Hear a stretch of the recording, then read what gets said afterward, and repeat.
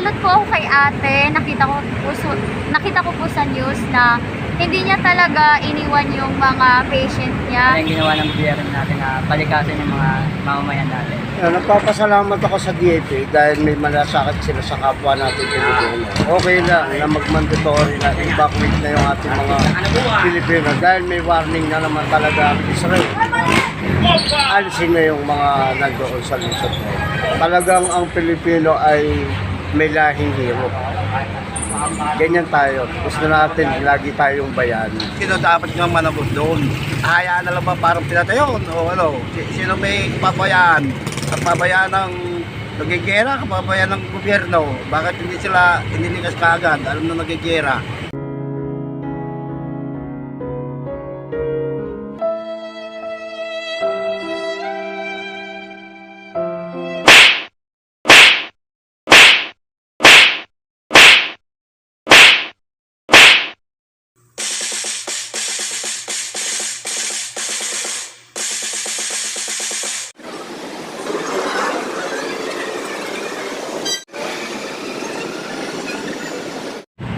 Hello ate! Hello po. Ano yung masasabi mo dun sa statement ng DFA na nagkaroon na ng alert level 4, mandatory repatriation para sa mga Pilipino doon sa Gaza City? Opinion ko lang po is we need an action na po talaga na kailangan ilipat po yung mga Filipino netizens po natin. Kasi para mapadali po yung like as soon as possible, kailangan na po talaga silang mailikas. Kasi anytime po is possible po na magre-repeat po yung pagsabog na ginawa ng two countries. So mas maigi ng advance na malipat agad yung mga Pilipino natin. In case na for example, nagkaroon yung ating gobyerno na magkaroon ng nag-decide sila na magkaroon ng temporary ban dun sa bansa na yun kasi 'di ba matagal na yung alitan ng Palestinian at saka Israeli. So in favor ka ba doon kung sakali magkakaroon ng temporary ban?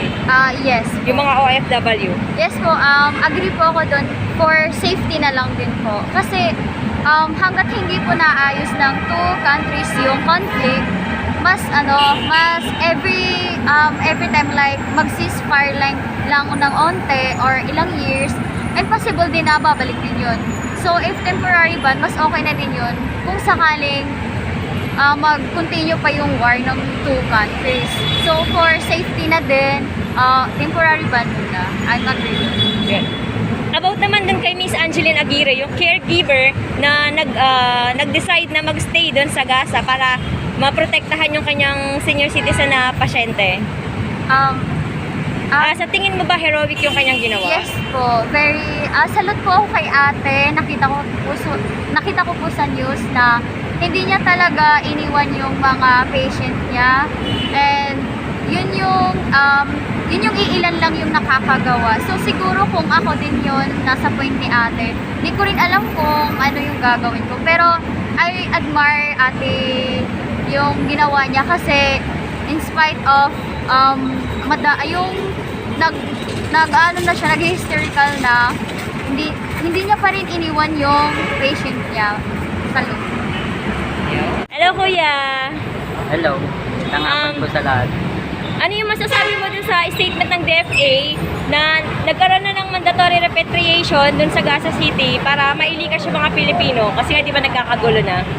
Tanging masasabi ko lang po, tama lang po yung ginawa ng DFA na kailangan palikasin yung mga mamamayan natin doon. Marahil malaki na ang gulo eh. Nakisali na rin yung Jordan. Baka madamay yung ating mamamayan. Tama lang po yung ginawa nila. Actually, may 3 Pilipino na namatay, di ba? Nang-hostage na yung mga grupong Hamas. Tama lang po yung ginawa ng DFA. Tama lang yung ginawa ng BRM natin na palikasin yung mga mamamayan natin. In case kunyari na mag-declare yung ating government ng magkaroon muna ng temporary ban dun sa mga bansa na yon, in favor ka ba? Ang masasabi ko lang po na okay naman po yung plano nila na magpaban muna ng mga OFW, magdala muna ng mga OFW doon. Marahil, Para sa safety. Safety na po, yun na po. Tsaka i-ano muna, i-save muna yung lugar bago ulit magpadala ng mga ano ganun. So dun sa, how about dun sa yung si Angeline Aguirre, yung caregiver na namatay kasi nag-decide siya na mag-stay para dun sa kanyang pasyente na Israeli. Ano yung, sa tingin mo ba heroic yung kanyang ginawa? Opo, heroic po. Napakabuti ng puso nun. Ganyan yung mga Pinoy, ganyan yung mga Pilipina natin. Malaking tulong yung nagawa niya. Masasabi natin hero siya dahil ganun yung ginawa niya. Dapat lang siya parangalan.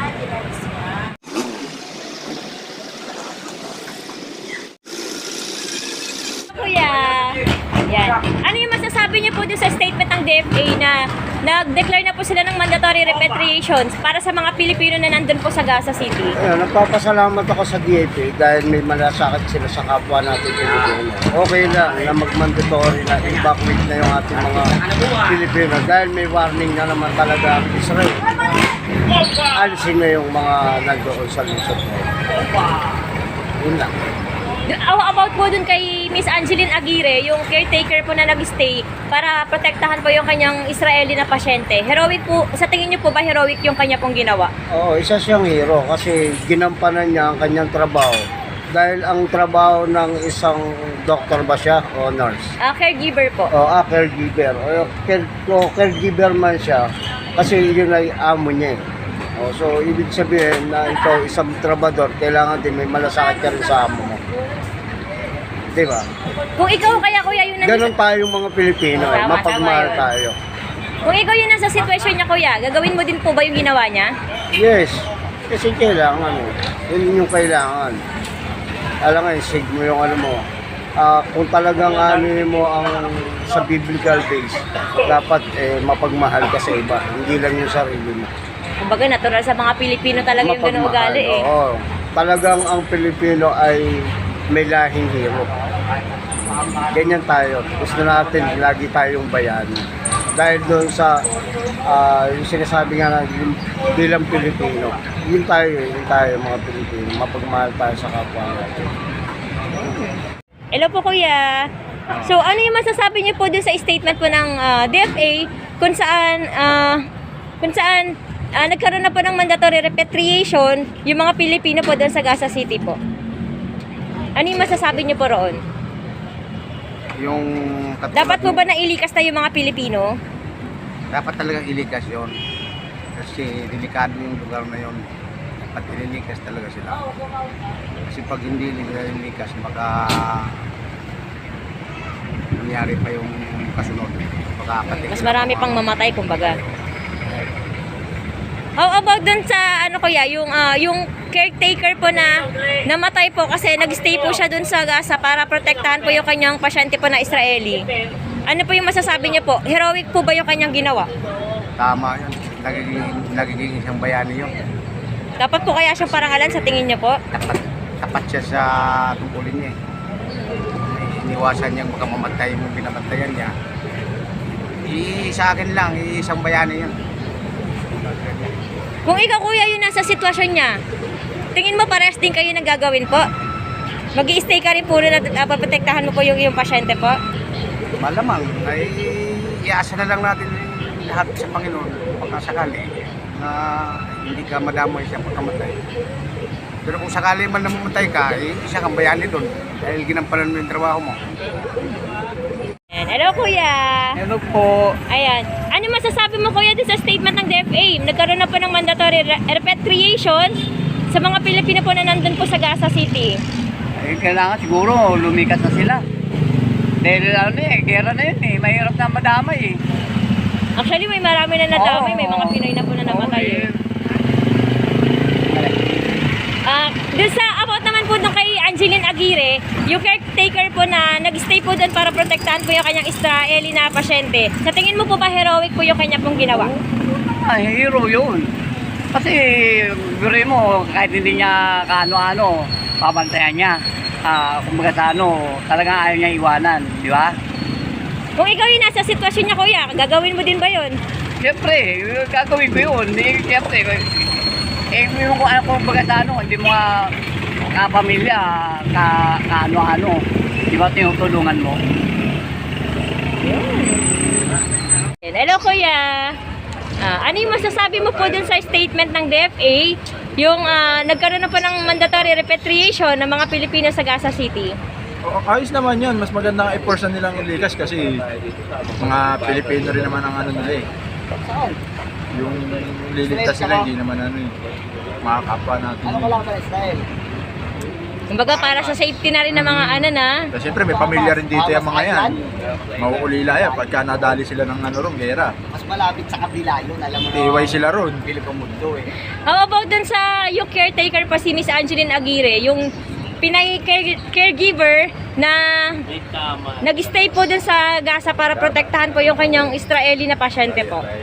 Sa tingin mo ba, heroic yung ginawa niya po? Dapat yun, bigyan ng parangal ng ano yung gobyerno natin pag naiuwi siya rin sa Pilipinas. Kasi nga naman, inisip pa rin niya yung trabaho niya kahit na magano'n ang sitwasyon nila sa lugar niya. Hindi pa rin niya pinabayaan yung obligasyon niya sa amo niya na bantayan yun. Kahit delikado na sa kanya yun.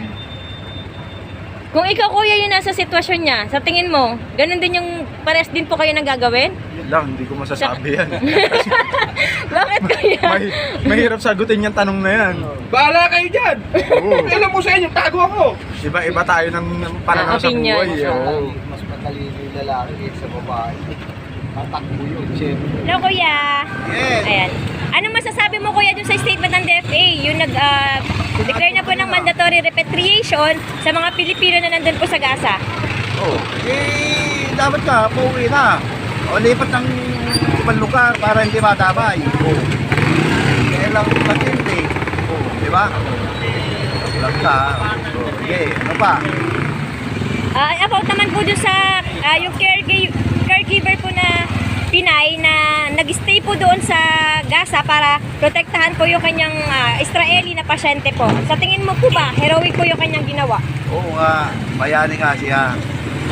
Ang tatanong ko nga, sino dapat nga managot doon? Hayaan na lang ba parang pinatayon? O ano, sino may pabayaan? Kapabayaan ng nagigera, kapabayaan ng gobyerno. Bakit hindi sila inilikas kaagad? Alam na nagigera. O, di ba? O, mandatory yun. O, ano, lahat kayo dyan. Baka sakaling bombay, alis na muna kayo. O, dapat ganun. Kung ikaw kuya yun nasa sitwasyon ni Miss Angeline, ganun din po ba yung gagawin mo? Mag-stay ka rin po. Eh kung napamahal mo na yung na yun, may mga tao talagang pag iniisip yung Kapakanan. yung iba. trabaho talaga niya, ganun talaga mangyayari. Kung mautak yung caregiver, eh hayaan na, uunahin ko pa ba siya kaysa sa mga mahal ko sa buhay, mga anak ko, ganun yun eh. Pero kung ikaw kuya, ano po ba yung gagawin niya sa tingin mo po? Kung ikaw yun nasa sitwasyon? Magpaalam ako ng mabuti siguro sa pasyente ko na delikado. Ngayon, buhay niyang payagan, kumuha tayo ng isang safe na lugar o para kung sakaling bombahin tayo, hindi tayo matotodas. O, ano lang yun, di ba?